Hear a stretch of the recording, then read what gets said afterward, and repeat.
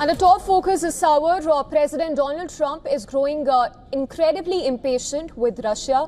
According to Vice President J.D. Vance, listen in to what he had to say. I believe the president is growing incredibly impatient with the Russians right now because he doesn't feel like they're putting enough on the table to end the war. That's number one. Number two, the president has grown very confident that this war is bad for Russia. You hear me say this all the time. You hear the president say this all the time. The war is bad for Russia. It's bad for Ukraine. It's bad for America. Vance's statement comes a day after Trump performed a stunning U-turn at the United Nations, suggesting that Ukraine could not only retake all of the territory it lost to Russian military, but even more. Russia, on the other hand, rejected Trump's claims and said that the idea that Ukraine can recapture something is mistaken. Moscow also bristled at the accusation that it was weak, while pushing back at President Trump's characterization of Russia as a paper tiger. Russia's defense ministry claimed that the Ukrainian army lost about 1,500 of its troops in clashes with Russian forces across all combat areas in the last 24 hours. In a meeting on Wednesday, top US diplomat Marco Rubio apparently clashed with his Russian counterpart, calling for the killing to stop and even demanded Moscow to take meaningful steps towards a durable resolution. Russian Foreign Minister Sergey Lavrov fired back and stressed the unacceptability of the schemes promoted by Kiev and some European capitals aimed at prolonging this conflict. This is according to a readout of the conversation that was released by the Russian side. Additionally, Russian officials also shared photos that said to show the aftermath of Ukrainian drone strike on the southern Russian port city of Novorossiysk that killed 2 people and wounded 6 others. Addressing the United Nations General Assembly in New York, Ukrainian President Zelensky warned that his Russian counterpart Vladimir Putin will keep driving the war forward and deeper if he is not stopped. Further, Zelensky said that more countries would be met with Russian aggression unless allies displayed a united front and ramped up support. Additionally, Zelensky criticized international institutions, suggesting that they are too weak to offer Ukraine safety guarantees, adding this in apparent reference to NATO that being a part of long-standing military alliance does not automatically mean that they are safe.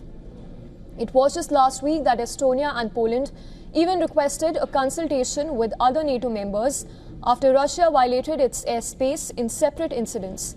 Romania, another NATO member, also said that Russian drones breached its airspace. The Ukrainian leader also warned that Europe cannot afford to lose Moldova, which lies between Ukraine and EU member Romania, to Russian influence.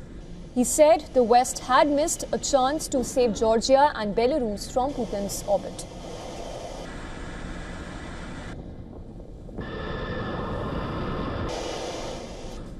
And as we speak, these are the statements coming in from the US Vice President, who says that President Donald Trump is growing incredibly impatient with Russia. And this comes while Vance's statement comes a day after Trump performed a stunning U-turn at the United Nations, suggesting that Ukraine could not only retake all the territory it lost to Russian military, but even more, something which drew a strong response from the Russian side. Joining us on the broadcast right now is Dr. Sergey Lavrov from Berlin. He's a defense expert and director of European Resilience Initiative Center. Mr. Lavrov, appreciate you joining us on WION. Coming straight to it, there was a brief exchange, as we understand, between Marco Rubio and Sergey Lavrov on the sidelines of the UNGA. This is right after Trump even said that Ukraine can win back all of its territory lost. What do you think, what do you make of the back and forth that is happening between the two sides, one? And can we even expect either side to retreat from in the near term or express even an intent to come to the negotiating table? Well, there is a very less room for any second deal between Trump and Putin, because Putin's goal is to have a situation when Ukraine is cut off any support and Russian troops are advancing. The US has stopped already its support for Ukraine, its military support. There are no military goods flowing, or almost no military goods flowing from Ukraine to from the US to Ukraine. That means that leverage is off the table. But Russian troops are still not advancing in Ukraine, or advancing with a very slow pace. There are like some sort of success of Russian troops in the Dnipropetrovsk region, but in contrary, Ukrainian troops counterattack in Donetsk region. So Russia cannot demonstrate any success. So in this constellation, like Putin's plan initially was Putin gets a lot of land in Ukraine, Trump pressures Ukraine, and they said they force Ukraine to a sort of a deal. Now it's not possible anymore. So Russia will obviously threat the US more and more. And the US will try to find any solution which will let Trump to save his face and say that he was still successful in his negotiation attempts. Yes, also just responding to your earlier statement, we heard the statement coming in from the Russian side saying that the Ukrainian side has incurred heavy losses.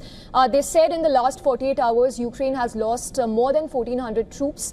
But coming to the statement that's coming from J.D. Vance, who says that Trump's patience is waning, how do you think Russia has perceived the change in rhetoric by Trump? Because essentially this also boils down to whether we will see a major policy shift on part of the US or not. Well, the numbers of Ukrainian losses seem to me being clearly exaggerated and inflated. I've personally been to the front line in Donetsk region a week ago. Fighting is hard there, but there is no sign of such massive losses on the Ukrainian side. And believe me, if Ukraine would have lost that much troops in such a short period of time, Ukrainian public would be the first who knew that, because there is no censorship here in Ukraine, and the opposition would love to thematize this as a leverage against President Zelensky. So I think the Russians exaggerate these numbers as usual. Yes. And don't forget that Russia is in bad shape now. Like Russia suffers from fuel crisis. Russia is lack of gasoline. Russia is lack of oil refinery capacities. That is what makes Russia angry, and Russia tries to push Ukraine more with these propaganda stories. Yes, and Mr. Somleny, that's the point, because there is obviously a battle of narratives here between the Russian and Ukraine side. In fact, Donald Trump called Russia a paper tiger, termed it less distinguished in the war, even said its economy is in shambles, as you rightly pointed out. He even claimed that NATO allies could shoot down Russian drones. Do you think that Donald Trump is taking an extreme position now, or could that change again? Well, Trump changes his position very often, and that makes he's an irreliable ally. He practically changed his stance each week, and one cannot expect that his position remains stable. What is true and what is the fact on the ground is that Russia is not advancing at the pace Russia needs, and that Ukrainian long-range strikes against Russian oil refineries and Russian gas infrastructure, like hitting Gazprom gas facility in Astrakhan, the largest one in Russia, they cause rapid decline on Russia production capacities, on gasoline, on diesel, on motor oil, and on other energy resources. And that on the long range makes Russia angry. Russia has already increased by 2% point VAT on its goods. Like Russia is lacking money. And in this situation, Russia needs to gain some sort of pause on the front line. That's why they will try to blackmail Trump, to push Trump, to threaten Trump, to send more drones to the European room. We have seen drones in Copenhagen, in Denmark, in Oslo, in Norway. We have seen drones over Poland. So they will try to disrupt the Western support for Ukraine with cheap means, because they cannot win on the ground and because their economy is indeed in huge trouble. Yes, Mr. Somleny, point taken. And obviously, that being said, there is a battle of narratives that persists. There's a big question mark on whether the two sides will be willing to come to the negotiating table or not. Appreciate you joining us on the broadcast. Thank you so much.